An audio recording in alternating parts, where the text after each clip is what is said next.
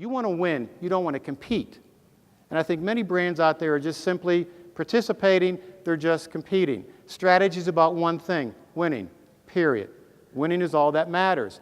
So in football, in any sport, they're providing ongoing coaching so they can make adjustments to improve their odds of winning today. Now, part of that coaching is two things. You have to have accountability and consequences. When you see your employees doing the right things, recognize and reinforce that. Because what gets reinforced gets repeated. So whatever those desired behaviors, those required behaviors for your strategy, whatever they are, look for them, and when you see them, reinforce them. Give them a pat on the back, give them an attaboy, because you're likely to get more of those behaviors. But by the same token, if you see some sluggos out there, I mean, look, you cannot be a great organization with slackers out there. You need the right people to pull these things off. So if you got some slackers, there's a moment that's a coachable moment. People don't do things for two reasons, ability and motivation.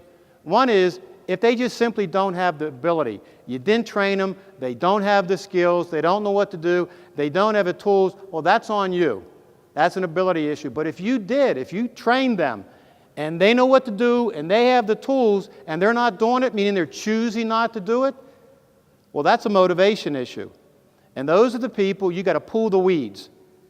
Because those are the people that are going to take your high performers and get them frustrated, and they're going to turn them into a dead weed like them. You have to be ruthless. I said earlier, the critical driver to performance is getting the right people with the right skills in the right positions, right?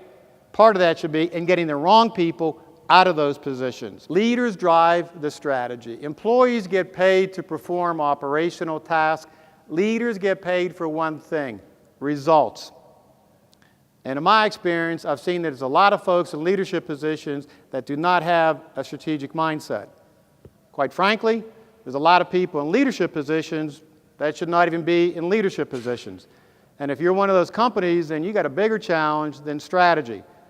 Do not allow inadequate leaders to linger in those positions. It's like a cancer in your organization. It spreads, and it spreads quickly. And it spreads much more quickly in a leadership position than, say, a cashier, because the realm of influence for a leader is broad. And if they're not the right person, you got to get them out of there, and you got to get them out of there. You got to cut the cancer out. And by the way, your competition is hoping that you don't.